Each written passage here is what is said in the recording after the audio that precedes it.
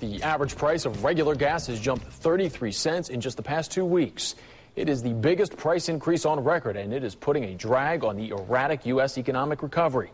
Now the question is, could we be headed for a new all-time record? And what will the White House do, if anything, to lessen the burden? Here's Dan Schaefer tonight.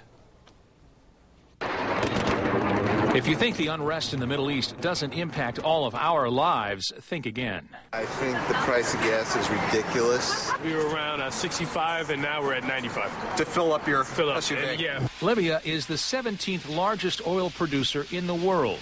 As a result of the civil war there, gas in California has shot up 50 cents in just the past month and now averages $3.89 per gallon.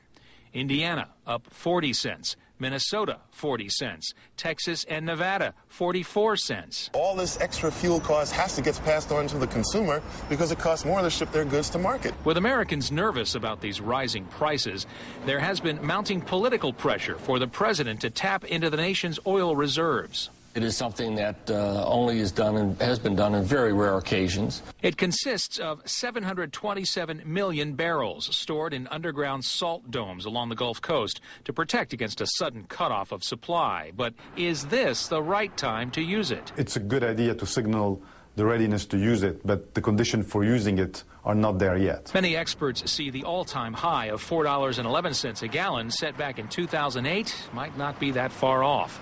Nelson Valdez knows he picked a heck of a time to start his own courier business. I have to fill up the tank even twice every 3 days. That's going to be, $40, $45 extra a week.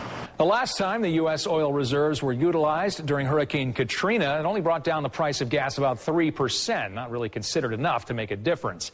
Dan Schaefer, ABC Action News. And it is not just the U.S. feeling the pinch. In Spain, drivers are being told to slow down under a new speed limit designed to reduce energy use.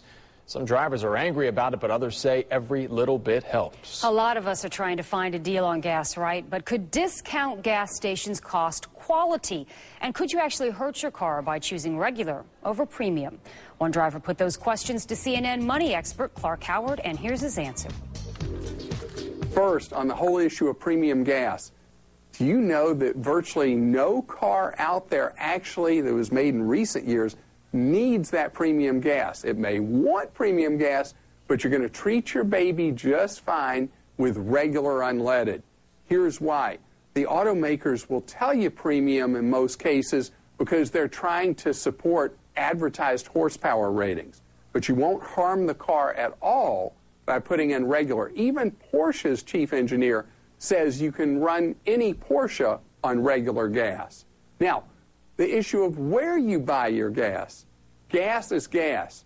And so if you go wherever gasoline is the cheapest, you're going to be fine. Especially you go to what's known as a pumper. That's any place like the warehouse clubs, the supermarkets, the big-time discounters sell huge volumes of gas. So you don't have to worry about the quality of the gas at all.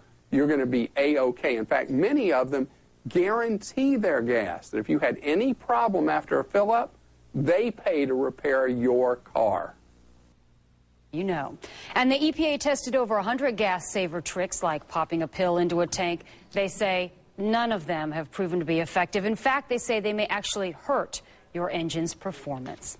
We want to help you save money. To find the cheapest gas prices near you, simply go to abcactionnews.com/gas prices and then enter your zip code. Well, not even the skies are immune to rising gas prices. Southwest Airlines has jumped on board, increasing its domestic flights by $10 to offset the rising price of fuel. Southwest is one of several who have done so in the past 2 weeks. Jet fuel prices have risen more than 50% in the past year to more than $3 a gallon.